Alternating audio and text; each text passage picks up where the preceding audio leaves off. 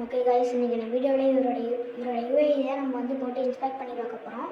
So இதே மாதிரி உங்களோட யூஐடியும் போட்டு இன்ஸ்பெக்ட் பண்ணி பார்க்கணுமா கீழே கமெண்ட் பண்ணிட்டு போயிருங்க. ஸோ வாங்க இவரோட யூஐடி இன்ஸ்பெக்ட் பண்ணி பார்த்துடலாம். ஸோ நம்ம இப்போ தான் சேனல் ஆரம்பிச்சிருக்கோம், சப்போர்ட் பண்ண ஆரம்பிச்சிக்கோங்க கைஸ். ஸோ வாங்க பார்ப்போம். இவரோட யூஐடியை டைப் பண்ணிடுவோம்.